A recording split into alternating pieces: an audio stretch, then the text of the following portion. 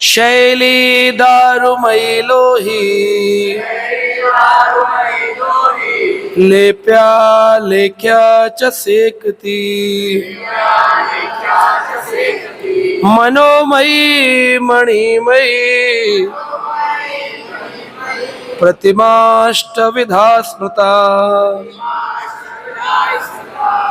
तो इस श्लोक में बताया गया है कि भगवान 8 प्रकार के वस्त्रों को धारण करते हैं। तो 8 प्रकार के भगवान के मुख्य वस्त्र हैं। लोहे का यानी पीतल के विग्रह में ठाकुर जी आते हैं। भगवान पत्थर के विग्रह में आते हैं। भगवान लकड़ी के विग्रह में आते हैं। भगवान मिट्टी के लेपन विग्रह में आते हैं। भगवान फोटोग्राफ में आते हैं। भगवान मन की मूर्ति में आते हैं। भगवान मणि की बनी हुई मूर्तियों में आते हैं। लेकिन भगवान प्लास्टर ऑफ पेरिस में नहीं। प्लास्टिक के गुड्डे गुड़िया भगवान बनाने से, उसमें कॉटन के कपड़े के भगवान बनाने से, उसमें तो कभी कभी ऐसे होता है, लोग जाते हैं गैलरी में, गिफ्ट गैलरी में, और वहां से खिलौने वाले भगवान ले आते हैं, की रिंग, की चेन, और उन्हें भी वो भगवान कहते हैं। अगर भगवान बने हो और की रिंग गिर जाए, उसमें भगवान का चित्र हो, तो उठा के सिर पे लगाते हैं, बोले भगवान नीचे गिर गए। क्या वो भगवान होते? क्योंकि भगवान ने कहा मैं तो केवल 8 ही प्रकार के वस्त्र धारण करता हूं। इसमें भगवान ने नहीं कहा कपड़ा, सूती, सूत, रेशम। साड़ी के ऊपर भगवान का फोटो बना लेते हैं, कपड़ों पे भगवान का फोटो बना लेते हैं, तो वो लेख्या में आ जाता है। लेकिन भगवान को प्लास्टर ऑफ पेरिस मूर्तियां जो मार्केट में मिलती हैं, वो मूर्तियां भगवान उसमें प्रवेश नहीं करते। कई बार लोग ऐसा प्रश्न पूछते हैं, प्रभु जी हमारे घर 25 साल से एक मूर्ति है प्लास्टर ऑफ पेरिस की, तो अगर वो अंदर से खोखली है, यानी कि उसमें अंदर कुछ भरा हुआ नहीं है, होती है ना खोखली मूर्तियां होती है, उसमें कुछ भरा हुआ नहीं है, तो खोखली मूर्ति में भगवान नहीं। भगवान जब भी आएंगे ठोस ठोस पत्थर या पीतल में ही भगवान आते हैं। अन्य जगहों पर भगवान बहुत ही कम प्रतिशत रूप में आते। श्रील जीव गोस्वामी ने कहा कि अगर आप सच में प्रभु को चाहते हैं कि वो भगवान अवतरित हो, तो भगवान केवल पत्थर और पीतल के विग्रह में ही अपना 100% 100% अवतरण करते हैं। अन्य जो हैं उनमें भगवान कम प्रतिशत में आते हैं। दारू ब्रह्म जो लकड़ी के विग्रह हैं, उनको भी सेकंड कैटेगरी में डाला गया है। उसके बाद जो विग्रह हैं चित्रपट आदि, उनको थर्ड कैटेगरी में डाला गया है। और प्लास्टर ऑफ पेरिस को किसी भी कैटेगरी में नहीं डाला गया, उसमें भगवान आती ही नहीं।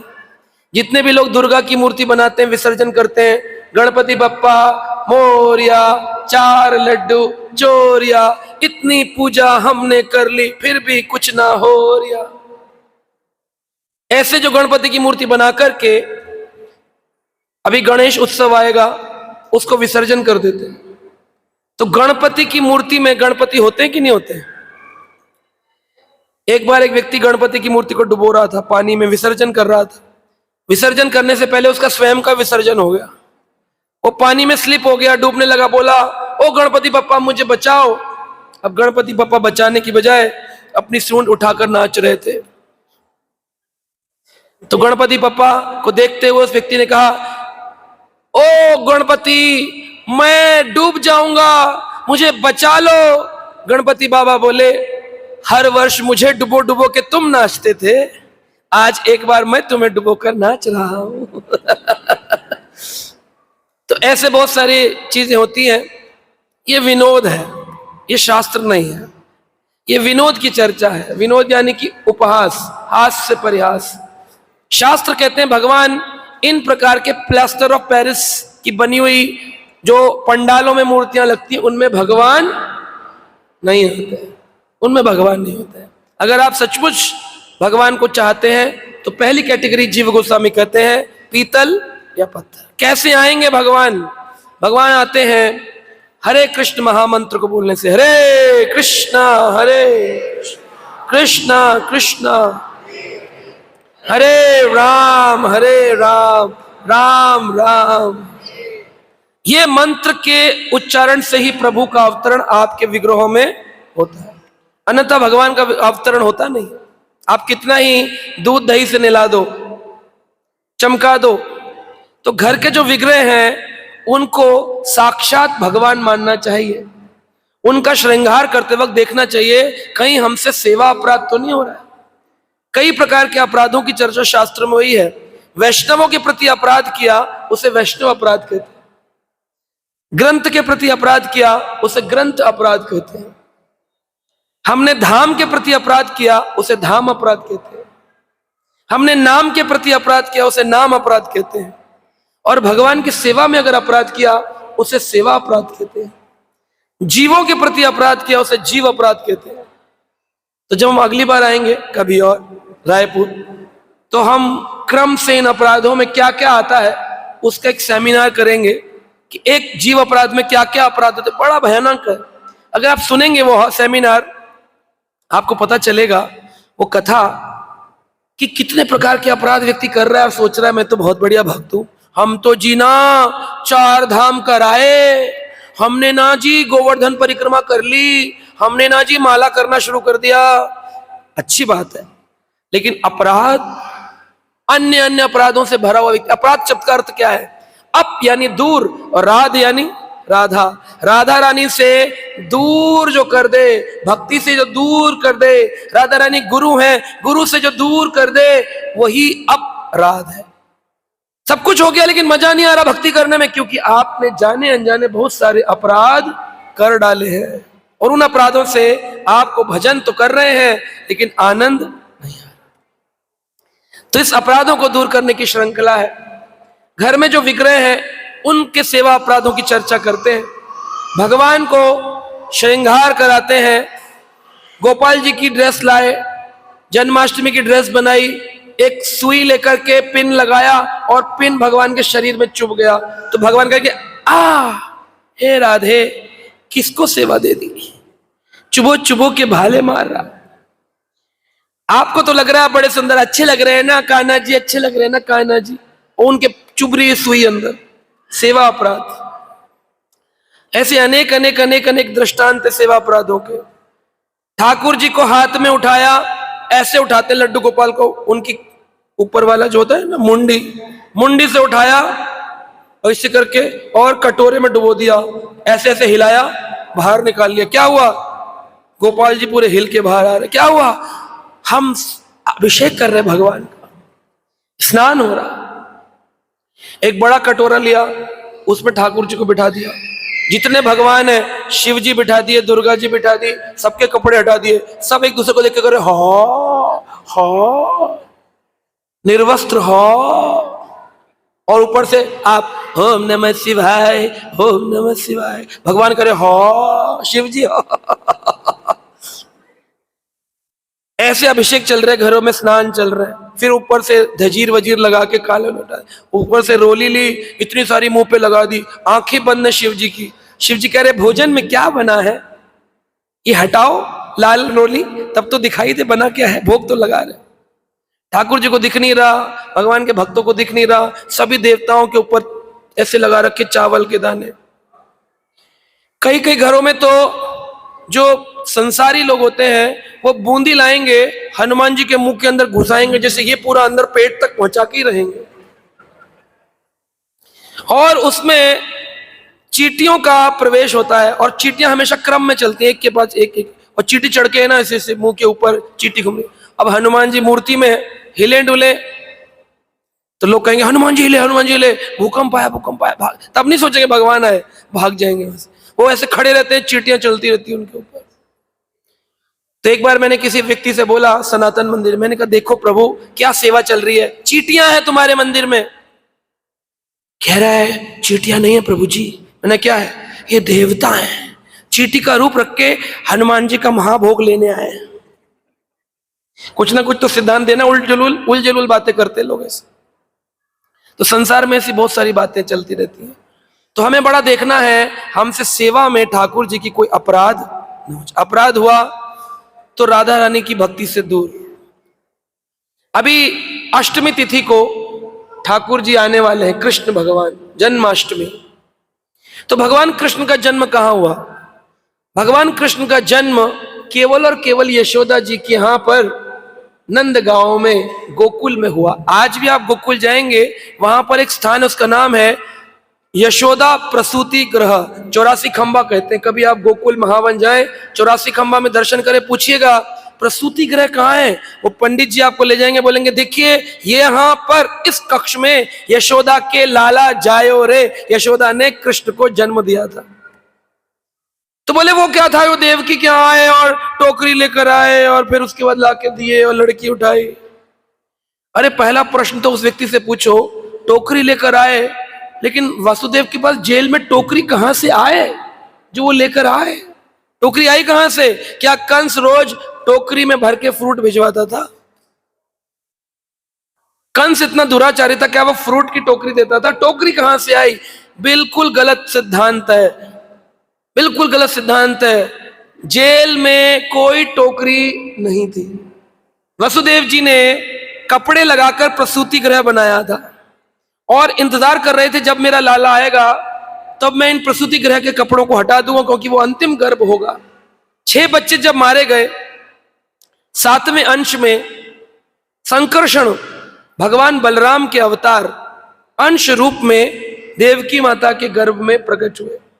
जब देवकी माता के गर्भ में वो आए अंश रूप में, और फिर भगवान कृष्ण ने योग माया को सेवा दी, देवकी की गर्भ से निकालकर, ध्यान से सुनिएगा, देवकी की गर्भ से निकालकर मुझको, मेरे जो ये अंश है, इसको रोहिणी माता की गर्भ में जो बलराम है उसमें इनको ले जाकर मिला दो। यानी कि बलराम जी शुरू से ही रोहिणी की गर्भ में थे, लेकिन उनका अंश कहां था?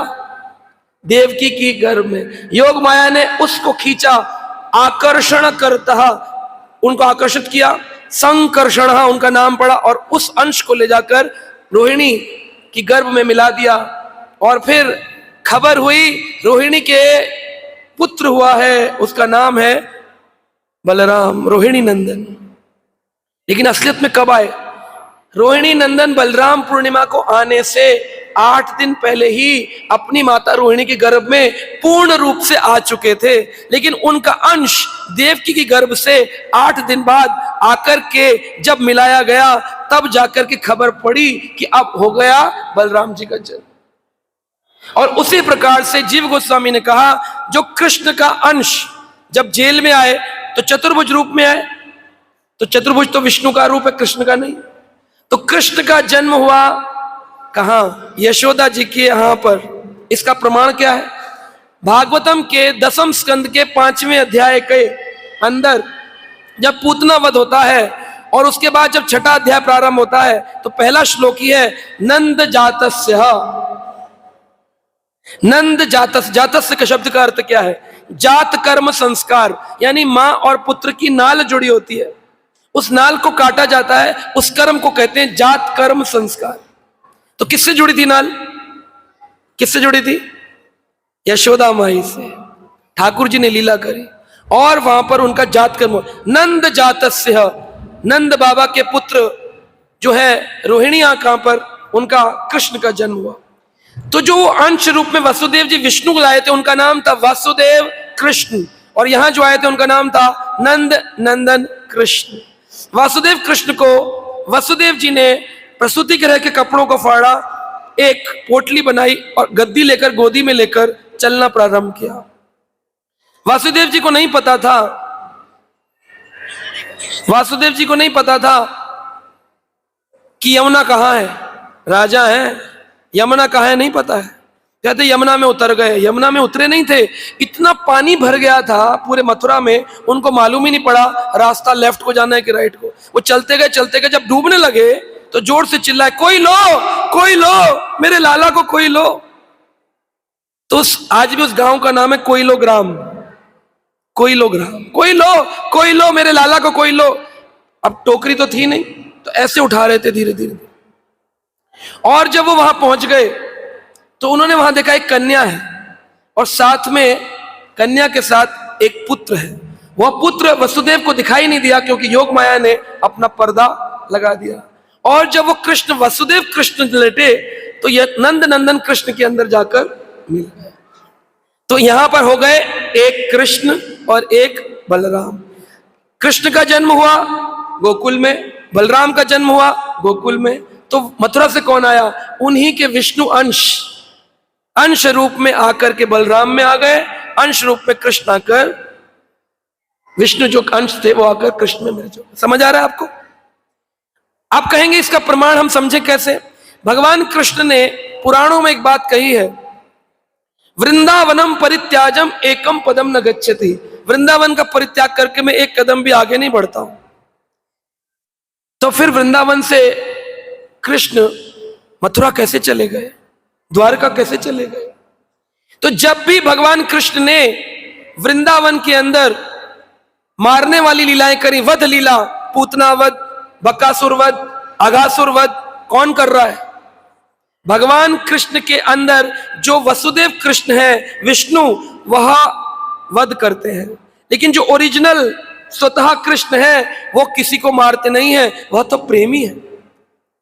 वो केवल बांसुरी बजाते हैं, ग्वालों के साथ खेलते हैं और राधा रानी के साथ रास करते हैं। वो किसी का वध नहीं करते, क्योंकि कृष्ण ने गीता में कहा है, समो अहम सर्वभूतेषु न द्वेषो न अस्ति में प्रिया। मैं किसी से द्वेष नहीं करता हूं, कोई मेरा प्रिय नहीं है। यह भगवान ने वर्णन किया। तो भगवान कैसे किसी को मार देंगे? भगवान मारते नहीं है। मारने के लिए उन्होंने अपने अंदर क्या रखा है? वासुदेव कृष्ण को रखा है। और जब अक्रूर जी लेने आए कृष्ण बलराम को, तो किसको लेकर गए? वही अंश जो वसुदेव जी लेके आए थे, उसी को अक्रूर जी मथुरा ले गए। इसलिए भगवान कह रहे हैं कि वृंदावन को छोड़कर मैं एक कदम भी आगे नहीं ले जाता। तो भगवान कृष्ण वृंदावन में थे, हैं और रहेंगे। हरि हरि बोल। वृंदावन की, तो जिस प्रकार कृष्ण ने वृंदावन का त्याग नहीं किया, बलराम भी वृंदावन का त्याग नहीं करते हैं। तो कौन जाता है मथुरा? वही अंश जो मथुरा से आया था, वही विष्णु अंश कृष्ण के साथ मथुरा गया, द्वारिका गया। लेकिन जो ओरिजिनल बलराम है, ओरिजिनल कृष्ण है, वह कभी गदा, हल, चक्र, धनुष नहीं उठाते हैं। गोलोक में कृष्ण क्या उठाते हैं? वेणु, माधुरी, बांसुरी, गोपी, भगवान की प्रिय वेणु, अपनी वेणु वादन करते हैं। ठाकुर जी उठाते नहीं। तो बलराम क्या उठाते हैं?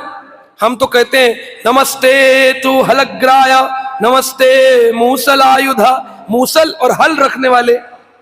तो भगवान क्या रखते हैं गोलोक में? बोले बलराम जी वहां पर श्रृंग रखते हैं। श्रृंग एक सींग है जो कि बजता है, आपने देखा हो कभी कभी यहां पर लगाते हैं, उसे श्रृंग कहते हैं। श्रृंग बजता है जोर जोर से, उसको बजाते भी हैं और उससे वध भी कर देते हैं। तो जब वध करते हैं तो उनके अंदर विष्णु अंश होता है, जब वो बजाते हैं तो स्वयं बलराम होते हैं। जैसे कृष्ण की गोपियों के साथ कृष्ण का रास होता है, ऐसे बलराम जी का भी अपनी गोपियों के साथ रास होता है। तो ये बलराम जो है रसिक हैं, या कोई हल से या गदा से मारने वाले नहीं, वो तो उनका विष्णु अंश है। बलराम जी रसिक हैं, जिनका कल आपने जन्म उत्सव बनाया, बलराम पूर्णिमा, और अब 8 दिन बाद आप बनाएंगे कृष्ण जन्माष्टमी।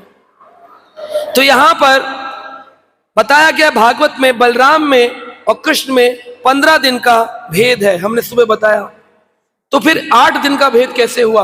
वह ऐसे हुआ कि 15 दिन पहले बलराम जी रोहिणी की गर्भ में आए, लेकिन उसके 8 दिन बाद पूर्णमासी तिथि को जब देवकी की गर्भ से वह विष्णु अंश लाकर मिलाया गया, तो सब में खबर फैल गई कि बलराम हुए, बलराम हुए, बलराम। इसलिए लोग बलराम पूर्णिमा का उत्सव मनाते हैं। और उसके 8 दिन बाद भगवान कृष्ण, इसलिए प्रभुपाद जी ने भागवतम के दूसरे 10वें स्कंद के दूसरे अध्याय में लिखा है, कृष्ण और बलराम में केवल और केवल 15 दिन का भेद है। कितने दिन का?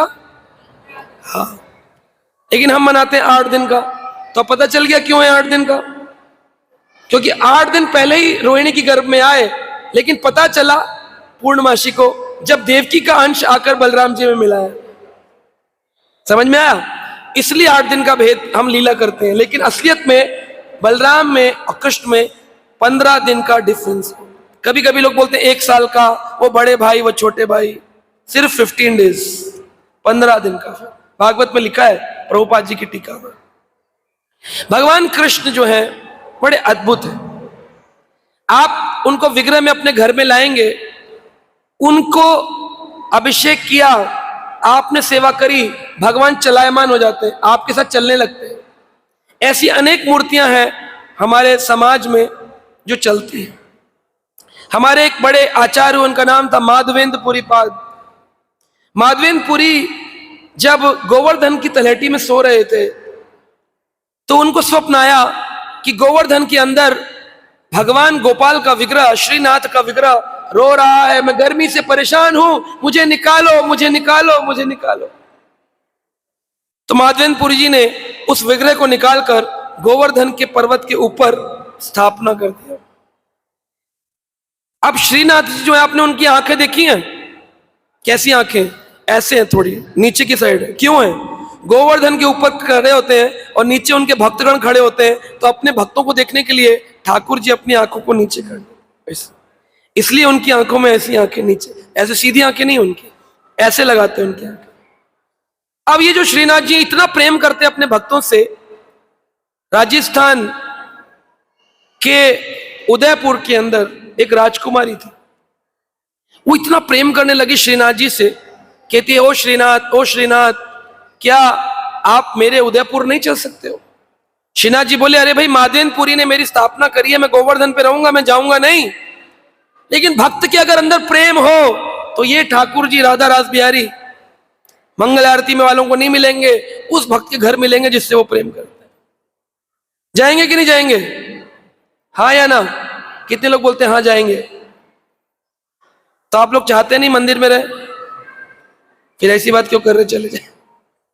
लेकिन प्रेम की बात ऐसी है कि ठाकुर जी चलते हैं अपने भक्तों की, चलते हैं भगवान। तो भगवान ने कहा कि मैं चलूंगा तुम्हारे साथ उदयपुर, लेकिन एक शर्त है, तुम पीछे पलटकर मत देखना, आगे आगे चलना, मैं पीछे पीछे चलूंगा। और साथ में मुझे राजस्थानी भोजन नहीं पसंद है, मुझे व्रज का भोजन पसंद है। मुझे रबड़ी, खीर, दही, लस्सी, मक्खन, ये सब भोजन बनाओ। तो एक ब्राह्मण पुरोहित को लिया गया, वह भोजन बनाता था, ठाकुर जी के लिए बनाकर भोग लगाता था। वह राजकुमारी आगे चलती थी और ठाकुर जी पीछे पीछे चलते थे। आप कहेंगे लोगों को दिखाई नहीं दिया कि भगवान चल रहे हैं? भगवान ने कहा, मैं केवल तुम्हारे लिए चल रहा हूं, इसलिए राजकुमारी कुछ ऐसा करो कि लोग मुझे देख ना पाए।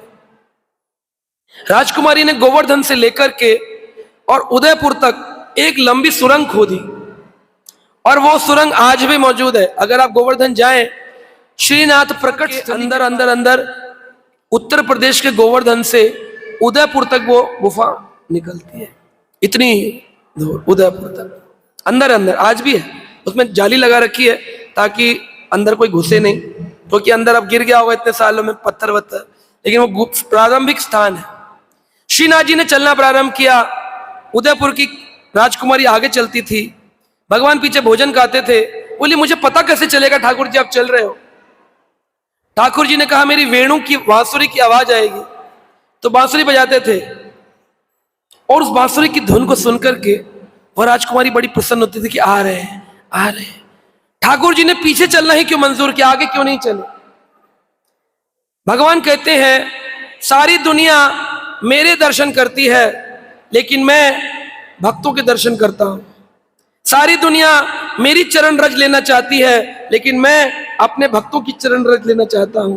ठाकुर जी चाहते थे कि राजकुमारी मुझसे इतना प्रेम करती है तो इसके चरण को उठाकर मैं सिर पे लगाऊं। अब उसके सामने लगाएंगे तो उसको अजीब लगेगा, नहीं नहीं प्रभु आप ऐसा मत करिए।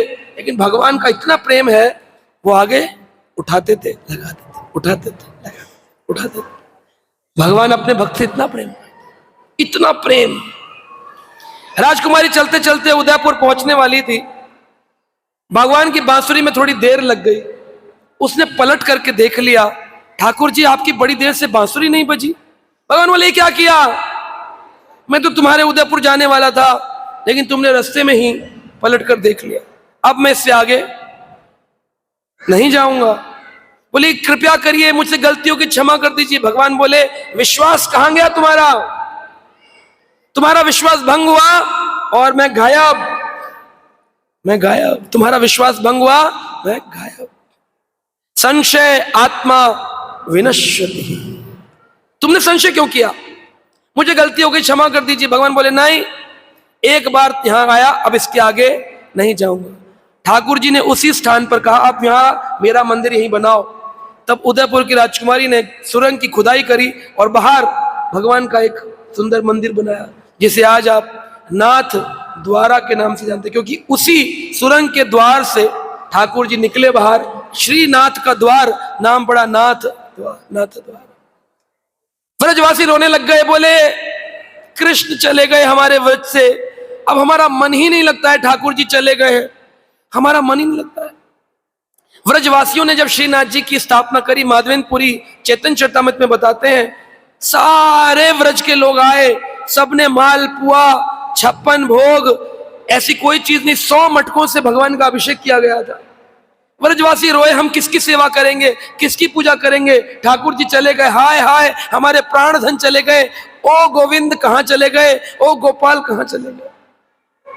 तो क्या देखते हैं, भगवान श्रीनाथ जी में पूजन चल रहा है और भगवान का शयन कराया है। सोते सोते भगवान को अपने व्रजवासियों की पुकार सुनाई दे गई। कहां? राजस्थान। और कहां भगवान अपने व्रजवासियों के पीछे पीछे चल और चलते चलते आ गए वापस। सुरंग तो भगवान की थी, और भगवान की तेज गति तो आप जानते हैं कितनी गति है। मन की गति से भी कहीं लाख गुना तेज भगवान की गति है। आप केवल सोचो, कृष्ण, उससे पहले कृष्ण आ चुके आपके मन। हमारे कृष्ण क्यों नहीं मिल रहे हैं? क्योंकि अभी तक हमने अपने मन में एक बार भी कृष्ण बोला। मुख से तो बोलते हैं, पर यहां से जो मन की सुनते हैं वो मंकी होते हैं। मन की, जो मन की सुनते हैं वो मंकी होते हैं, क्योंकि वो एक डाल से दूसरी डाल पर कूदता है। तो भगवान बोले व्रजवासियों से, अब मैं यहां आ गया हूं। तो राजकुमारी रोने लग गई, कहती आप चले गए, मैं इतनी मुश्किल से लाई थी, आप कब तुम रात द्वारा तो रहो। तो भगवान को यहां से फिर यहां, फिर वहां से वहां। तो भगवान ने कहा नियम हो गया, प्रातकालीन मंगल आरती होगी नाथ द्वारा में, और शाम की शयन आरती होगी गोवर्धन में। डेली राजस्थान से उत्तर प्रदेश, उत्तर प्रदेश, आज भी भगवान भाग रहे हैं। आप मंदिर के लिए नहीं भाग सकते। 3 दिन के कार्यक्रम के बाद लोग पस्त हो गए, भगवान के मंदिर आ नहीं सकते, थक जाते हैं। लेकिन भगवान अपने भक्तों के लिए नित्य प्रतिदिन उत्तर प्रदेश गोवर्धन से, राजस्थान के श्रीनाथ जी से इधर उधर से डेली चल। ये है भगवान के विग्रह की लीला। ऐसे होते हैं भगवान के आर्चा विग्रह। लेकिन संसार में लोग भगवान को परीक्षा लेना चाहते हैं, क्या भगवान सचमुच मेरे विग्रहों में है या नहीं, भगवान की परीक्षा लो। तो सुखदेव गोस्वामी ने भागवत के 10वें स्कंद में एक बहुत सुंदर कथा का वर्णन किया है।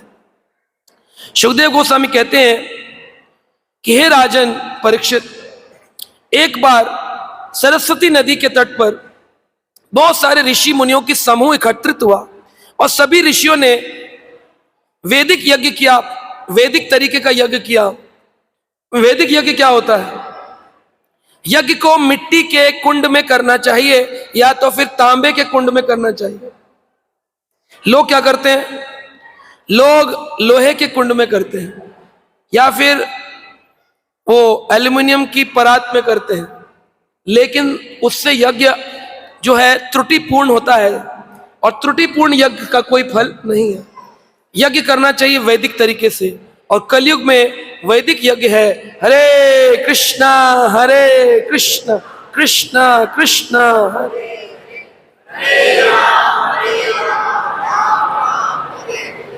तो सब ऋषि मुनियों में वैदिक यज्ञ करते करते एक विवाद हो गया, कौन है बड़ा भगवान? कौन है बड़ा भगवान? शिव जी हैं कि ब्रह्मा जी हैं कि विष्णु जी हैं? सारे ऋषि मुनियों में विवाद हो गया, अपना अपना यह कर रहे थे। कोई कहता ओम ब्रह्माय नमः, कोई कहता ओम नमः शिवाय, कोई कहता ओम नमो भगवते वासुदेवाय।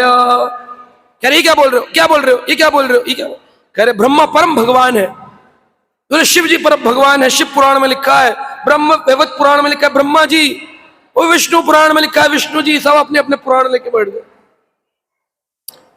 सबने कहा क्या किया जाए? तो हमें कुछ ऐसा करना चाहिए कि हमें एक ऋषि को इस सेवा में लगाना चाहिए।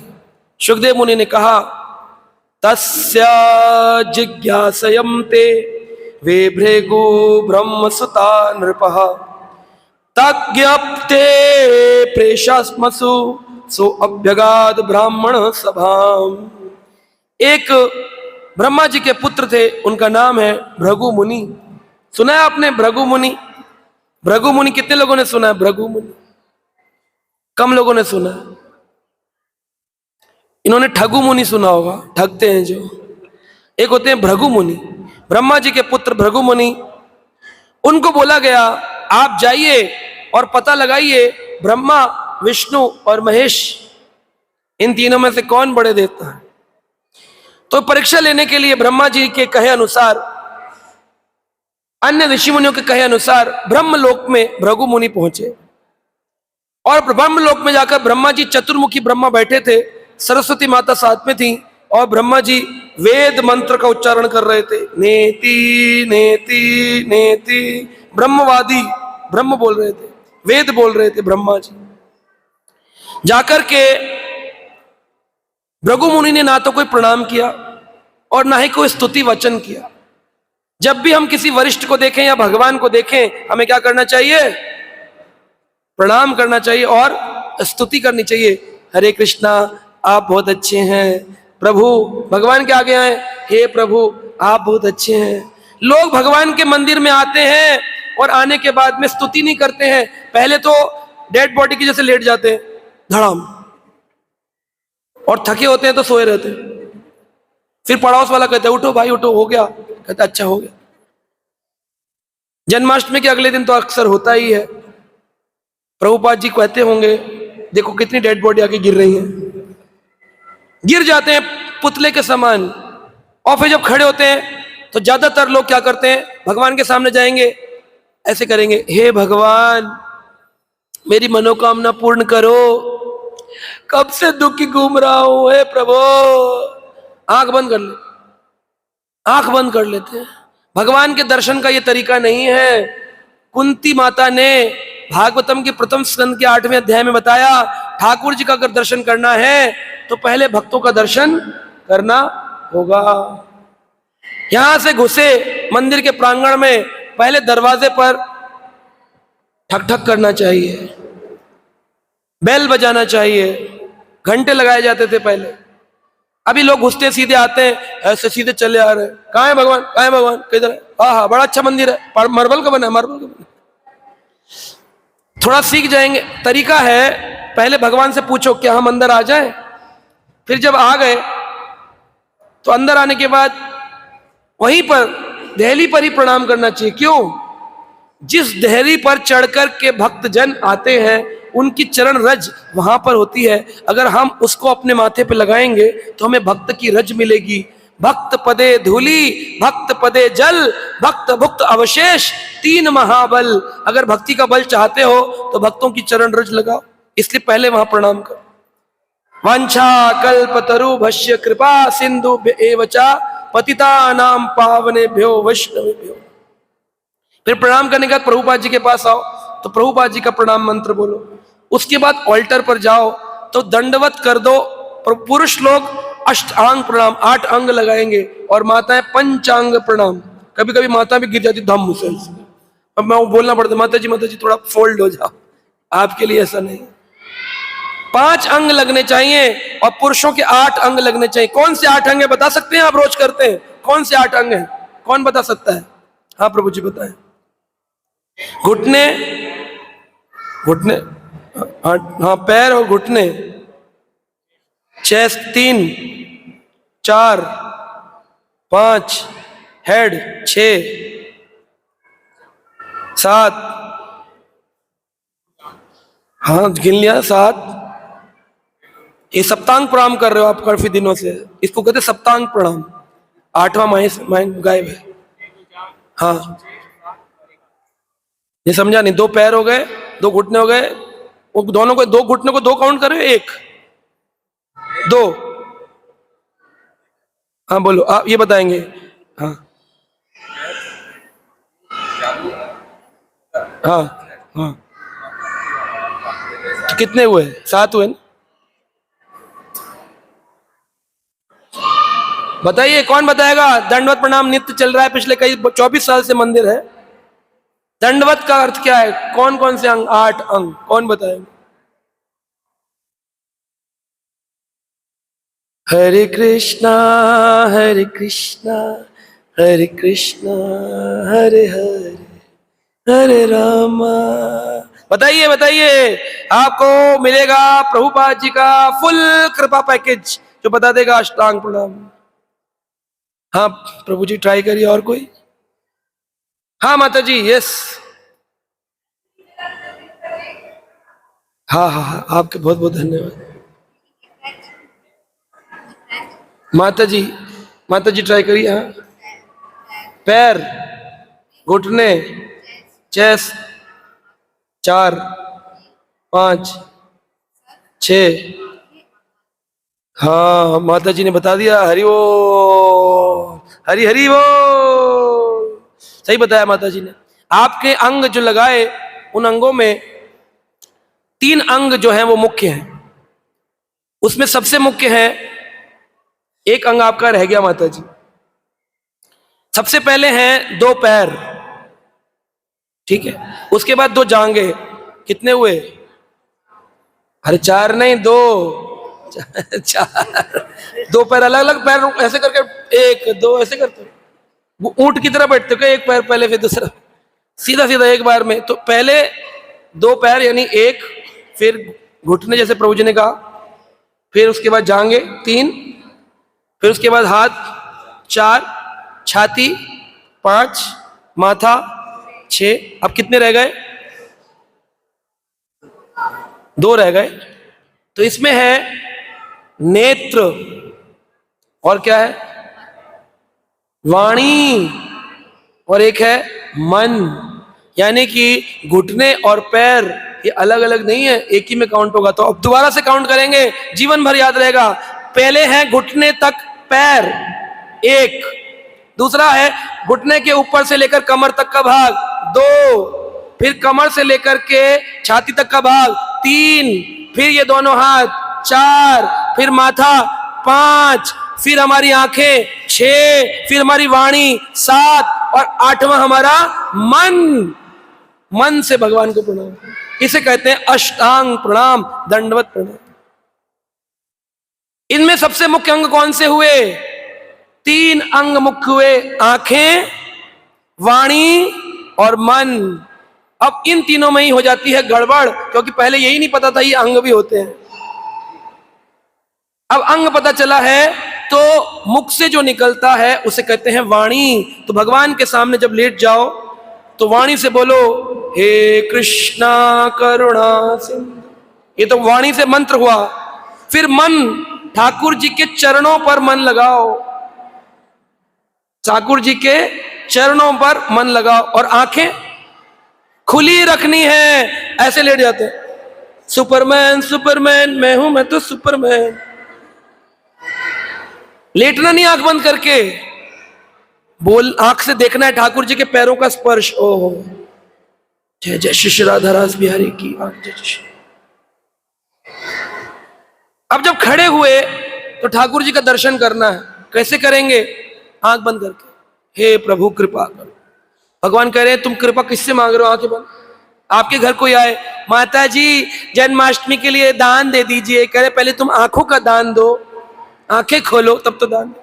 तो आंखें खुली हो, ठाकुर जी के रूप का निहारना चाहिए। पहले चरण, फिर धीरे धीरे नीचे उठना चाहिए, फिर उसके बाद जंघा तक, फिर कटी भाग, फिर वक्षस्थल, फिर हाथ, ग्रीवा, उसके बाद मुखारविंद, फिर मानस नेत्र, फिर मानस पटल, फिर भगवान का मुकुट। हम पहले क्या देखते हैं? मुकुट। भोगल कहते टुक, मुकुट देखता है पहले नीचे से। और कुछ संत तो कहते हैं हमने तो आज तक कृष्ण को देखा ही नहीं। बोले क्यों? बोले उनके चरण ही इतने सुंदर हैं, हमारी आंखें तो चरणों से ऊपर आज तक गई।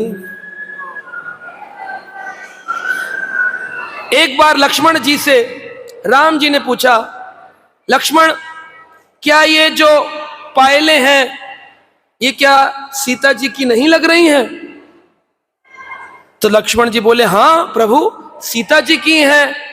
वानर राज सुग्रीव ने जो दिखाई है बिल्कुल ये सीता जी की हैं। आगे बढ़े, बोले ये बाजूबंद? बोले हाँ ये सीता जी के ही हैं। लक्ष्मण बोले हाँ सीता जी के ही। गले का हार दिखाया, बोले ये, राम जी बोले ये भी सीता जी का है, ये भी सीता का है। लक्ष्मण से पूछा ये? बोले ये मालूम, ये हमको मालूम। बोले अरे क्या बात कर रहे हो, पायल मालूम है, बाजूबंद मालूम है, गर्दन का हार नहीं मालूम। बोले क्योंकि मुझे मालूम नहीं है, क्योंकि सीता जी मेरी माँ समान है, मैंने कभी उनके चरणों से ऊपर देखा ही नहीं। तो चरणों की पायल देखी थी, और कभी कभी वो प्रसाद बांटती थी तो उनके हाथ में मैंने बाजूबंद और कंगन देखे हैं, लेकिन मैंने गर्दन में उनको कभी देखा नहीं है, इसलिए मुझे मालूम ही नहीं हो कि हार कैसा पहनती, मुझे मालूम। ये शीलता थी लक्ष्मण जी की। तो कुछ वैष्णव रसिक आचार्य जिन्होंने कभी भगवान को देखा नहीं। गोपियों ने भगवान के सृष्टि के रचयिता ब्रह्मा को कहा, कैसा है ब्रह्मा जो कि हमारे ठाकुर जी को देखने के बीच में ये पलकें बना दी हैं, 5-5 सेकंड में नीचे गिर जाती हैं। तुझे सृष्टि रचना नहीं आता है। गोपियों ने बड़ी उल्हाना करी कि बताओ, पलकें नीचे गिर जाती हैं, ठाकुर जी का उतनी देर के लिए दर्शन बंद हो जाता है, और हम लोग तो पूरी पलकें जानबूझ के गिराते हैं। ऐसे जब भी भगवान का दर्शन करो तो आंखों से पूर्ण रूप से खोल करके, और पलकों को बद्दुआ देनी चाहिए कि काहे को पलक हो गई जो इतनी देर के लिए रास बिहारी का दर्शन बंद हो, ऐसा भाव। तो ब्रह्मा जी को भृगु महाराज ने कोई प्रणाम नहीं किया। ब्रह्मा जी को बहुत क्रोध उत्पन्न हुआ, लेकिन बाद में सरस्वती जी को देखा, मन में सोचा मैं वेद बोलता हूं, सृष्टि का रचयिता हूं, आखिर है तो पुत्र ही, नालायक है लेकिन है तो पुत्र ही, चलो कोई बात नहीं बेटा। तो भृगु जी ने देखा आंखें लाल हैं, कभी कभी होता है ना, एक्सप्रेशन कुछ और वाणी कुछ और। लेट पहुंचो तो पत्नी की आंखें लाल, नाक के नथने फूले हुए, क्या तुम नाराज हो? नहीं, बिल्कुल भी नहीं।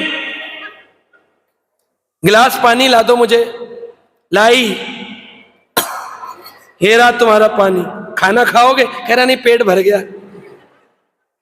ऐसी स्थिति में पता चल जाता है एक्सप्रेशन से कि ये व्यक्ति क्रोध में। भृगु महाराज बोले इतना क्रोध था, चाहते तो मुझे भस्म कर देते, लेकिन कहीं ना कहीं पुत्र समझ करके कंट्रोल करे बैठे, लेकिन आंखों से टपक रहा है क्रोध, आंखों से क्रोध। कह रहे इतना क्रोध क्यों आया? तो ब्रह्मा जी के पुत्र हैं शिव जी, शिव जी के पास चले गए। तब भृगु कैलाश पर्वत गए। ततः कैलासम आगमतः तदेवो महेश्वरः परिर्बद्ध परिरुब्धम सम्मोरे उत्थायम भ्रातरम मुदः। भ्रातरम, अपने भाई शिव जी के पास पहुंचे भृगु महाराज। शिव जी पार्वती के साथ बैठे थे कैलाश पर। शिव जी उठे आलिंगन करने के लिए, भाई भाई भाई। भृगु ने आके ऐसे कर लिया हाथ। क्या आपके पास होता है ना, कभी कभी आप किसी को प्रेम से कहते हरे कृष्णा प्रभु जी, प्रभु जी हाँ मैं आ रहा हूं, मैं आ रहा हूं, निकल जाते, अरे जवाब भी नहीं दिया, बड़ा अजीब लगता है। तो कभी कभी ऐसा हो जाता है। अगर कभी ऐसा हो जाए तो पुनः आपको जाकर के क्षमा याचना करनी चाहिए कि मैंने ध्यान नहीं दिया था। और कुछ लोग तो जानबूझकर करते हैं, जिसे इग्नोर करना होता है। हरे कृष्णा प्रभु जी, प्रभु जी मैंने आपको हरे कृष्णा कहा था, आपने देखा नहीं, आपने मैं व्यस्त रहा हूँगा, मैंने देखा नहीं, मैं बहुत व्यस्त रहता। कह रहे मैं पिछले 4 घंटे से आपको खाली देख रहा हूं, आप कब व्यस्त थे मुझे मालूम नहीं पड़ा। तो इस तरह से कभी इग्नोर करने के लिए भी लोग करते हैं। तो शिव जी के प्रति भागे भृगु जी की, मेरा आलिंगन है मेरे भाई। शिव जी आलिंगन करने भागे भृगु देखते ही, लेकिन भृगु जी ने हाथ अंदर कर लिया। शिव जी को बड़ा क्रोध आया। शिव जी ने कहा, अच्छा, ना तो पिता का आदर करता है, ना तो अपने भाई का आदर करता है, ऐसा निर्लज्ज हो गया। लेकिन भृगु ने यह कहते हुए आलिंगन अस्वीकार कर दिया, आप तो विपथगामी हैं। शिव जी क्रुद्ध हो गए। विपथगामी क्यों कहता है? बोले, ब्रह्मा जी ने यही शिक्षा दी थी, कंठ में सांप डाले हैं, ऊपर टेल्कम पाउडर की जगह भभूति लगाई है, आसपास प्रीचिंग किसको करी है? सारे भूत प्रेतों को। एक ढंग का आदमी तुम्हारे से प्रीचिंग नहीं किया गया। बहुत उल्टा सीधा बोले। शिव जी को तो ऐसा भयानक तीसरा नेत्र खोलने वाला एक टांग पे खड़े हो गए। बोले, अब नाचूंगा मैं, प्रलंकारी नृत्य होगा। भृगु घबरा गए, बोले, अरे क्या हो रहा है? भृगु वहां से भागने लगे, पीछे पीछे भाला लेकर, त्रिशूल लेकर के शिव जी आक्रमण करने लग गए। क्योंकि शिव जी में तमोगुण की प्रधानता रहती है, अतः जब उन्होंने भृगु द्वारा किए गए अपमान को सुना, उनकी आंखें क्रोध से लाल हो गई। लाल लाल आंखों से मारने के लिए दौड़े। लेकिन फिर बाद में उनकी जो प्रियतमा थी, उन्होंने शिव जी को कहा, पार्वती ने, अरे छोड़िए ना, आप क्यों चक्कर में पड़ते हैं? आखिरकार भाई है ना, छोड़ दीजिए, छोड़ दीजिए। पार्वती के कहने पर शिव जी शांत हो कहे, चल जा, जी ले अपनी जिंदगी। अब भृगु जी बोले, ये दोनों तो हो गए क्रोध में, अब तीसरी जगह जाऊंगा, चेक करूंगा, अब की बार थोड़ा और तगड़ा टेस्ट। तो भगवान श्री हरि शयनम श्रिया उत्संगे, शयनम श्रिया उत्संगे, श्रिया कौन है? श्री जी यानी लक्ष्मी जी अपनी प्रियतमा के साथ ठाकुर जी विष्णु रूप में शयन कर रहे थे। अभी जो चतुर्मास चल रहा है, ये लीला मैं इसीलिए सुना रहा हूं क्योंकि ये लीला इसी काल में हुई। भगवान योग निद्रा में प्रियतमा लक्ष्मी की गोदी में अपना सर रखकर सो रहे थे, और इधर से शयनम श्रिया उत्संगे पदा वक्षस्तंडया, जोर से जाकर के उनके वक्ष तल पर एक जोरदार लात मारी, धाड़ करके भगवान के। अब देखो, जब छाती पर पांव लगा तो श्री भगवान को ऐसा लगा, श्री भगवान और लक्ष्मी जी बड़े आदर के साथ दोनों खड़े हो गए। नींद तो भंग हुई, खड़े हो गए दोनों। लक्ष्मी जी भी खड़ी हो गई। ऐसी क्या का हमसे गलती हो गई जिसके कारण ब्राह्मण को क्रोधित होना पड़ा? आज भी लोग भृगु के पंजे का छाप विग्रह पर ढूंढते हैं। आपने देखा है कभी? लड्डू गोपाल के अगर चेस्ट पर देखें तो यहाँ पर एक छोटा सा चिन्ह बनाया जाता है। कभी देखिएगा, आपने देखा ही नहीं होगा, निला रहे हो बहुत सालों से। कभी कपड़े जब उतारो वस्त्र और निलाओ तो उनके विग्रह के, गोपाल जी के राइट साइड में यहाँ पर हर विग्रह में होता है एक पंजे का निशान बना होता है। यहाँ पर हर लड्डू गोपाल, वो किसका छाप है? भृगु के चरण जब मारे ना, उसका छाप उनकी छाती पे हर विग्रह में होता है। तो लड्डू गोपाल जी के विग्रह में ये देखने को मिलता है। श्री भगवान ने आदर के साथ खड़े हुए अपना सिर झुकाया और कहा, हे ब्राह्मण। क्या कहा? हे ब्राह्मण। अगर हमें कोई लात मारे सोते में एसी के रूम में तो हम क्या कहेंगे? अरे दुष्ट पापी, निकल जा, बच जा, जितनी दूर भाग सकता है भाग जा मेरी दृष्टि से। लेकिन उन्होंने कहा, भगवान कह रहे, हे ब्राह्मण, आपका स्वागत है, आइए, कृपया आप इस आसन पर बैठ जाइए, यानी बलराम जी के ऊपर शेषनाग पर बैठ जाइए, कुछ क्षण विश्राम कर लीजिए। हे प्रभु, आपका आगमन ध्यान न दे पाने के लिए हम क्षमा चाहते हैं। हम सो रहे थे और आप आ गए, हमने ध्यान नहीं दिया, हमें क्षमा कर दीजिए। कृपया करके अपने पांव का प्रक्षालित जल मुझे दे दीजिए। जब आपने लात मारी होगी तो कर्ण सागर का कुछ जल उछलकर आपके पांव पर आया और उसने आपके पांव का प्रक्षालन किया होगा। उस प्रक्षालित जल को मुझे दे दीजिए, मैं पान करना चाहता हूं। जिसने लात मारी हो, आप उसके पैर का जल पिएंगे, सोचेंगे ये दोनों टांगा कैसे तोड़ी जाए इसकी। ऐसा होता है लोगों में, तो सेवा का इतना कंपटीशन होता है, इतना कंपटीशन होता है। एक बार गुरुजी के दो शिष्य थे, एक का नाम था राम, एक का नाम था श्याम। दोनों की गुरुजी ने सेवा लगाई। राम सीधा पैर दबाएगा, श्याम उल्टा पैर दबाएगा। तो दोनों रात को दबाते थे और बातें करते थे, राम ठीक है, श्याम ठीक है। गुरुजी अच्छा लग रहा है? गुरुजी कहते हाँ हाँ, कुशल रहो, अच्छे भक्त मिले हैं। राम श्याम दोनों मेरे नेत्र समान हैं, दोनों मेरे सीधे उल्टे हाथ हैं, बड़ा प्रेम करते। लेकिन राम और श्याम में से एक दिन राम को काम से जाना पड़ गया, तो राम ने श्याम से कहा, मैं जा रहा हूं, गुरुजी का पैर तुम ही दबा देना, दोनों पैर में जा रहा। तो उसने कह दिया, हाँ हाँ जाओ जाओ। मन में बड़ा कुंठित, छुट्टी मिल जाती है इसको सेवा से, ये घूमे फिरे मजे करे, हम पैर दबाते रहे, रातों को मरते रहे, हम सेवा तो करते हैं लेकिन मन के अंदर की भावनाएं क्या है। राम अपना साइड का पैर दबाते, श्याम अपनी साइड का पैर दबा रहा था। गुरुजी ने सोचा ये तो श्याम का पैर दबा ही नहीं रहा, तो उन्होंने जानबूझ के ये वाला पैर उठा करके श्याम के हाथ में रख दिया सोते सोते। तो श्याम ने देखा कि गुरुजी राम वाला पैर मुझे दे रहे हैं, तो उसने धीरे से ऐसे खिसका दिया, ऐसे गुरुजी सो रहे हैं। गुरुजी ने फिर थोड़ी देर बाद चढ़ाकर पैर इस पर रख लिया, होता ना ऐसे लेटे हैं तो पैर ऐसे रख लिया। श्याम ने फिर कोनी का धक्का देकर पैर नीचे कर दिया। गुरुजी समझ गए कुछ करेगा नहीं। थोड़ी देर बाद गुरुजी ने कहा, अरे मेरे दर्द हो रहा है, ये वाला पैर भी दबा दो।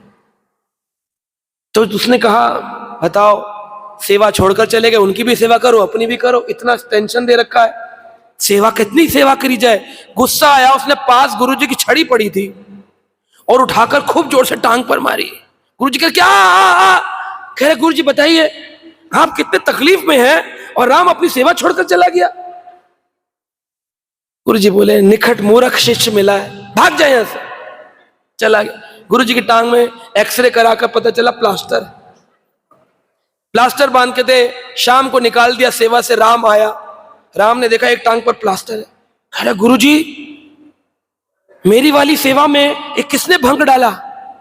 कह रहे वो श्याम है ना मूर्ख, पैर दबा रहा था अपना वाला, मैंने तेरा वाला भी रख दिया, उसने मेरी टांग तोड़ दी। कह रहा इसकी तो। गुरुजी बोले नहीं नहीं क्रोध नहीं करना चाहिए। गुरुजी नहीं ऐसा नहीं होता है, पास छड़ी पड़ी थी उठाकर दूसरी टांग तोड़ दी। बोले इसने मेरी सेवा तोड़ी है, मैं इसकी सेवा तोड़ूंगा। आखिर में टूटी किसकी? तो लोगों का यही है, सेवा तो करते हैं लेकिन अंदर से ऐसे क्रोध निंदा ऐसी भावना से भरे होते हैं, इसके कारण वो कष्ट गुरु को ही दे रहे होते हैं। टांग तो गुरु की है ना दोनों, एक टांग दूसरी टांग को तोड़े या दूसरी टांग इस टांग को तोड़े, दर्द गुरु को होता है। इस भावना से भगवान से हमें ये शिक्षा लेनी चाहिए कि अगर कोई ऐसा हमारे साथ कार्य करे तब भी भगवान ने पुनः ही सहलोका माम, आप मेरे लोक में आए हैं, आप अवश्य आइए, कृपा करिए, मुझे अपना जल प्रदान करिए। क्या पहली बार भगवान ने अपने भक्त का जल पिया?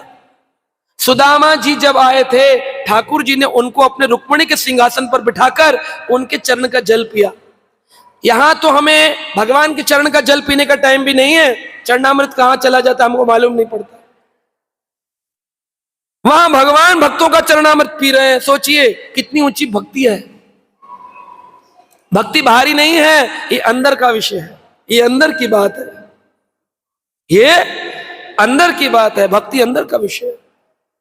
ठाकुर जी ने बड़े ही पवित्र भाव से उस जल का पान किया और बोले सभी तीर्थ स्थलों का जल का पान मैं कर रहा हूं। निस्संदेह ये पवित्र जल तीर्थ स्थानों को भी पवित्र बनाता है, क्योंकि ये आपके चरणों से आया है भृगु मुनि।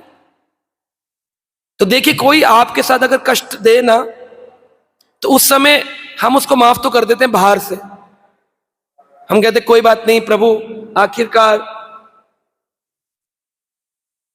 आखिरकार प्रभु आप ही हमारे प्रभु जी हैं, आप ही हमारे प्रभु जी हैं, आप हमारे भाई हैं, गुरु भाई, हम छोड़ देते। लेकिन मन में से होता है ईंट का जवाब पत्थर से दूंगा, अब की बार मेरा मौका आने दे। तो फॉरगिव के साथ साथ फॉरगेट भी करना चाहिए, व्यक्ति को क्षमा कर देना चाहिए। जितना क्षमाशील होगा उतना जल्दी भगवान प्रसन्न होंगे। भगवान के चरित्र सीखना चाहिए। लात मारने वाले को केवल माफ ही नहीं किया, उनके चरण के जल को उठा करके पी लिया भगवान जी ने, उनकी स्तुति गान किया, अपनी क्षमा मांगी, मुझे क्षमा कर दीजिए, मैं ध्यान नहीं दे पाया। वह मेरी छाती पर निवास करने के लिए सहयोगी होगी, क्योंकि आपके पांव से मेरे अब सारे पाप दूर हो गए। कितनी बड़ी बात कही भगवान ने कि लक्ष्मी जी अब पहले पांव दबाती थी, अब मेरी छाती पर रहेगी, क्योंकि मेरी छाती में अगर थोड़ा मोटा पाप भी था ना, आपके पवित्र चरणों के स्पर्श से मेरा का सारा पाप धुल गया है। कौन कह रहे हैं? भगवान भक्त से कह रहे हैं कि तेरे चरणों के स्पर्श से मेरी छाती का पाप धुल गया है, अब लक्ष्मी जी यहां पर विराजमान हो सकती है। इसीलिए भगवान की छाती में एक चिन्ह, उसका नाम है श्री वत्स चिन्ह। गोल्डन कलर के बाल हैं, हमारे वाले नहीं, काले वाले जो सफेद हो जाते हैं। गोल्डन कलर के बाल है भगवान के, और वो भी राइट मार्क है, ऐसा मार्क श्री वत्स छाती में रहती हैं। लेकिन फिर भी भगवान ने छाती में स्थान दिया है। दौड़ दौड़ के पैर दबाने जाती है भगवान ने। और हमारे समाज में स्त्री को कहते पैर दबाओ, वो दौड़ दौड़ कर छाती पर बैठ जाती है, और कुछ कुछ तो गले तक भी पहुंच जाती है। एक पति ने कहा मेरे पांव में दर्द है, कहा दबा दूं? कह रहे कंधों में दर्द है, दबा दूं? इधर रहने दो। कह रहे बोल बोल के आया हूं ना, स्कूल में पढ़ाता हूं, टीचर हूं, गले में दर्द है। कह रही दबा दूं? तो ऐसी भावना के साथ सतोगुण, रजोगुण और तमोगुण, इन सब में से अधिकतर लोग तमोगुण और रजोगुण से व्याप्त है। अगर आप सतोगुण में आ जाएंगे ना, आपके अंदर ऐसा ही भाव आएगा। आचार्यों ने, श्रील प्रभुपाद जी लिखते हैं, ऐसा भी वर्णन किया है, अतीव कोमलो तात चरणों ते महामुने इति उक्त्वा विप चरणों मर्यादान सुवर्णमणिनः। भगवान ने कहा अरे भृगु जी क्या कहूं, अतीव कोमल तात, हे तात आपके चरण कितने कोमल है। कोमल नहीं, अतीव कोमल तात चरणों ते महामुनि, हे महामुनि आपके चरण कमल तो कितने अतीव कोमल हैं। मेरी छाती तो बहुत भारी है, बड़ी कठोर है, कहीं आपके पांव में चोट तो नहीं लग गई? है ऐसी भावना हमारे अंदर कि किसी को अगर टांग लग जाए तो हम ये कहें मेरी टांग लग गई, आपको प्रभु माफ करना। हम तो यूं कहते हैं लग गई तो क्या हो गया, लग गई तो क्या हो गया। कह रहे ऐसे कोई होता है? तमीज से बात, क्या उखाड़ लेगा, क्या उखाड़ लेगा। ऐसी भाषा बात करते लोग, ये कोई भाषा है? ठाकुर जी ने अनेक अनेक लीला करके हमको शिक्षा दी कि किस प्रकार से भक्ति को होना चाहिए। सुखदेव मुनि कहते हैं कि इस प्रकार से सभी देवताओं के परीक्षण के बाद पता चला सबसे विनम्र, सहनशील, कोमल, दयालु कौन है? भगवान, भगवान विष्णु। भगवान विष्णु अति कोमल। लेकिन लक्ष्मी जी को बुरा लग गया। पत्नी तो उसको अपनी पति की इमेज का बहुत इंपॉर्टेंस होती है, केवल अपने मायकों को छोड़कर। वहां पर इमेज होना हो वहां चल जाता है, लेकिन और जगह वो लड़ने कहती, अरे मेरे पत्नी की इमेज को ऐसा किया, मैं तेरा ऐसा करते ऐसा कर डालूंगी। तो इस प्रकार से कभी कभी पत्नी क्रोधित हो जाती है अपने पति की इमेज को लेकर के, और होना भी चाहिए। शिव जी ने चतुर्थ स्कंद में सिखाया, सती माता अपने पति की इच्छा के विरुद्ध होकर अपने पिता के घर गई। अंत आप जानते हैं, उन्होंने अपने शरीर को अग्निदाह किया। तो पत्नी को विवाह के बाद अपने पति के संरक्षण के अनुसार, उसके आदेश अनुसार जीवन जीना चाहिए। कब? जब पति भक्त हो, जब पति भक्त हो। अगर पति मदिरा पान करता हो तब फिर गुरु के संरक्षण में चलना चाहिए। गुरु जी जो कहें वो चलना चाहिए। बोले गुरु जी ना हो तो शास्त्र के संरक्षण में चलना चाहिए। लेकिन अगर पति भक्त हो तो पत्नी को पति की बात ही माननी चाहिए, कभी भी विरोध नहीं करना चाहिए। तो लक्ष्मी माता जी क्रोधित हो गई, बोले अरे इसने मेरे पति को लात मारी है, जा मैं श्राप देती हूं, आज के बाद ब्राह्मण लोग श्रीहीन हो जाएंगे, उनको दर दर भटकना पड़ेगा लक्ष्मी के लिए। इसलिए सारे भक्त कैसे होते हैं? भिक्षुक।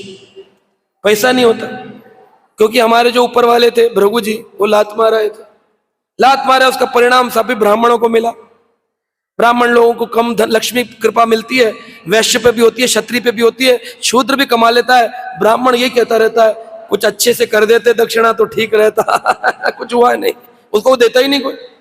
5 करोड़ की शादी, पंडित जी को 501, उसमें भी कहते हैं दे तो दिया, दे तो दिया, एहसान किया क्या? शादी टिकती किसके दम पर? डेकोरेशन के दम पर कि फेरे के दम पर?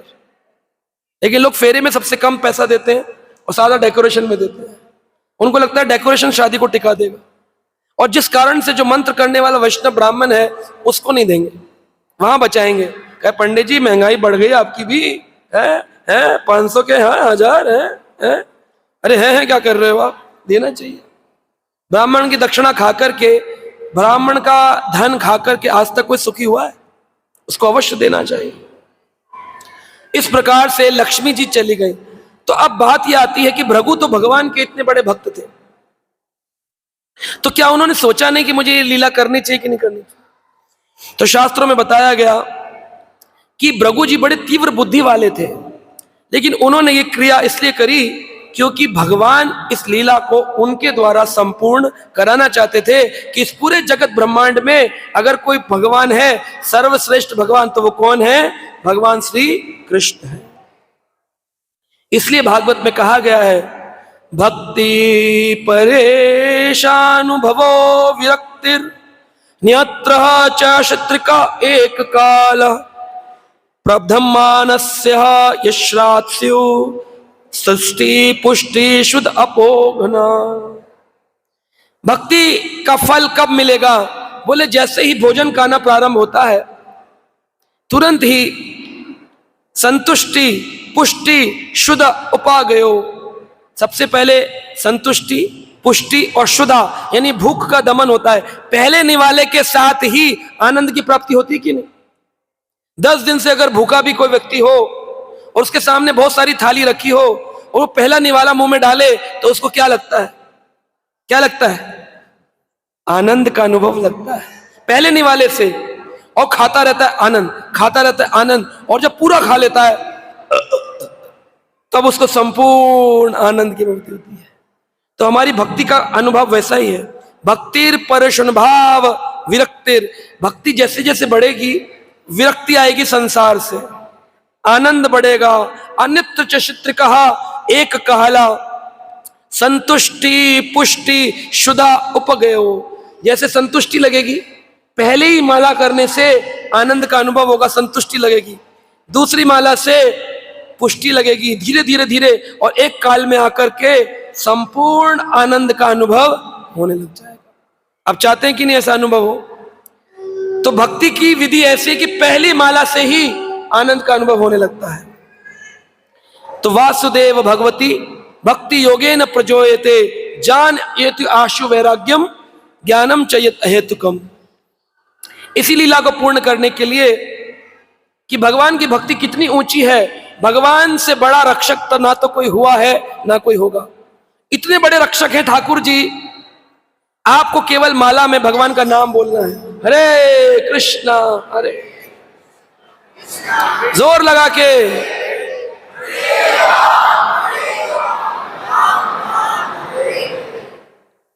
अगर बस आप इतना बोलेंगे आपकी भूख भी शांत होगी। जो संसार को भोगने की भूख है वो शांत होगी। जैसे भोजन की भूख पहले निवाले से शांत होती है, पहली माला से ही संसार के भोग की कामना खत्म होने लग जाएगी। और जिस दिन पूर्ण रूप से विरक्ति हो जाए, समझ लेना शुद्धा शांत हो गई और आनंद की वृद्धि होगी। आनंद जब पेट भर जाता है पूरा, तो एक रसगुल्ला एक इलायची भी कहते अरे यहां तक खा लिया, अब हाजमोला भी नहीं खाई जाएगी। नहीं नहीं नहीं नहीं नहीं, जीजा जी खा लीजिए। फिर ऐड आता, कहते इनो खा के जीजा जी एक और गुलाब जामुन हो जाए। एक भी गुलाब जामुन खाने की जगह नहीं बचेगी, पूरा यहां तक भर जाता है, वमन हो जाएगा, उल्टी हो जाएगी, लेकिन खाया नहीं जाएगा। इतनी आनंद। ऐसे ही जिस व्यक्ति की भक्ति पूर्ण हो गई, उसने माला करके कथा सुन के, माला करके कथा सुन के इतना भर लिया कि भोग की कामना खत्म हो गई, तो फिर कोई कहेगा पिक्चर चले थोड़ी साल में एक बार, कहेगा यहां तक भरा हुआ भक्ति से ना, उसको सारा संसार उल्टी जैसा लगेगा, गंदा वमन। चले पिज्जा खाने, चले बर्गर, बर्गर पिज्जा, पिज्जा हट, हट, नो पिज्जा, हटा देगा। उसका इतना भक्ति से भर जाता है। तो ये कब होगा? एंड में जाके प्रभु जी नहीं नहीं नहीं, जैसे पहले निवाले से ही आनंद का अनुभव होता है, ऐसे ही पहले निवाले के साथ ही, पहली माला के साथ ही शुद्धा शांत होनी प्रारंभ हो जाएगी। अब आपको इंतजार करना किस दिन पूरी शांत हो जाए। लोग बोलते हैं प्रभु जी माला तो कर रहे हैं, लेकिन अभी भी संसार में ना मन लगा हुआ है, छूटता नहीं है, क्योंकि अभी आपकी शुद्धा शांत होने में टाइम लगेगा। खाते जाओ, खाते जाओ, खाते जाओ। बड़े दिनों का भूखा आदमी खाता है, ये बर्गर, ये पिज्जा, ये पूड़ी, ये कचौड़ी, आण दे, आण दे, आण दे। पूरा खाने के बाद जब हाजमोला की जगह ना बचे, तब शुद्धा शांत हुई। ऐसे आपको इतनी भक्ति करनी है कि संसार की भोग की रंच मात्र भी इच्छा उत्पन्न, और इसकी प्रोडक्शन ठाकुर जी करें। ठाकुर जी अवश्य ही आप भक्त की रक्षा करते हैं। ऐसा कोई भक्त नहीं हुआ जिसकी रक्षा भगवान ने ना करी। भगवान की गारंटी है कि मैं अपने भक्तों की रक्षा करता ही हूं। भगवान ने कहा है कि कह दो अर्जुन जाकर के, कौन तुए प्रति जान ही नमे भक्ता प्रणश्यति, मेरे भक्त का कभी विनाश। अगर आपने आज प्रारंभ किया है तो आपका विनाश 100% कभी भी होने वाला नहीं, कभी भी आपका विनाश नहीं। तो हम आज सुनेंगे एक लीला जिसको हम कल सुबह पूर्ण रूप से सुनाएंगे। वह लीला यह है कि एक बार एक ब्राह्मण था। एकदा द्वारवत्याम तु विप्रः प्राप्तये कुमारकः जात मात्रो भुवं स्पृष्टा ममार किल भारतः। सुखदेव गोस्वामी ने कहा, हे भरत पुत्र, हे भरतवंशी परीक्षित, एकदा द्वारवत्याम, द्वारका में एक बार, तू विप्र प्रत्यय कुमारकः, एक ब्राह्मण की पत्नी पत्न्या शिशु पुत्र को जन्म दी। जात मात्र, और एकमात्र, भुवम स्पृष्टा, पृथ्वी को उस पुत्र के छूते ही, ममार किल भारतः, वो तुरंत ही पुत्र मर गया। बच्चा पैदा होते ही भूमि पे जैसे लिटाया, बच्चा मर गया। ब्राह्मण बड़ा दुखी हुआ। ब्राह्मण ने उस मृत शरीर को ले जाकर के राजा उग्रसेन के दरबार के द्वार पर रख दिया और दीनहीन भाव से पुकारना प्रारंभ किया कि हे भक्त वत्सल्य, हे उग्रसेन, कृपया कर मेरी मदद करे, मेरा पुत्र मारा गया है, उसको जीवन दान दे। इस शठ लालची ब्राह्मण के शत्रु तथा इंद्रिय सुख में लिप्त रहने वाले अयोग्य शासक द्वारा अपने कर्तव्य को संपन्न करने में हुई किसी भी त्रुटि के कारण अगर मेरे पुत्र की मृत्यु हुई है, आपके शासन काल की गड़बड़ी से मुझे अपने पुत्र की मृत्यु को सहन करना पड़ रहा है। हे राजा, ये आपका कर्तव्य है, मेरे पुत्र को प्राण दीजिए, जीवन दान दीजिए। बहुत पुकारा। हिंसा में सुख पाने वाले, अपनी इंद्रियों को वश में ना कर सकने वाले दुष्ट राजा, देख नागरिकों को निरंतर निर्धनता देने वाले, दुख का सामना करना पड़ रहा है हमको, कुछ कर हमारे लिए। बहुत जोर जोर से चिल्लाना प्रारंभ। किसी ने कोई जवाब नहीं दिया। अब आप लेटर लगाओ गवर्नमेंट को, लेटर जवाब नहीं देती गवर्नमेंट। पहले भी ऐसी थी, जवाब नहीं आया, उसको लगा मेरा कोई सुन ही रहा। दूसरा पुत्र, तीसरा पुत्र, चौथा पुत्र, पांचवा पुत्र, छठा पुत्र, सातवां पुत्र, आठवां पुत्र, नौवां पुत्र।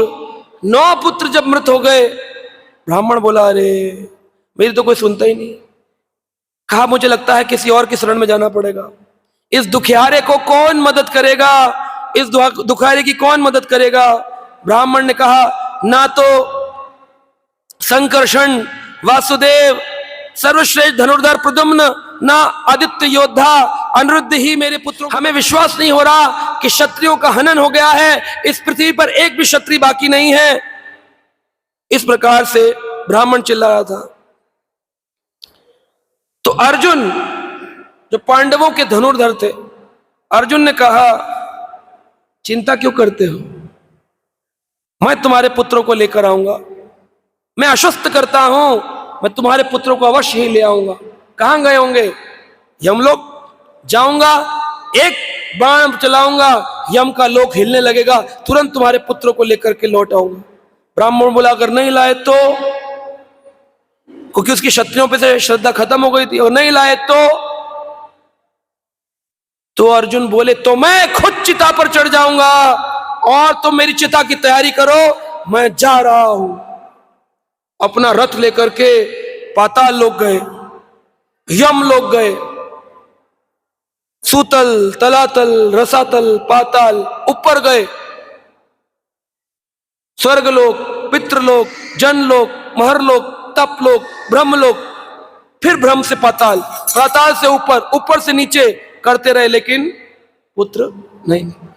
यमराज को बुलाए, बोले मैं यमलोक को भंग कर दूंगा, जला के राख कर दूंगा, मुझे उस ब्राह्मण के पुत्र दो।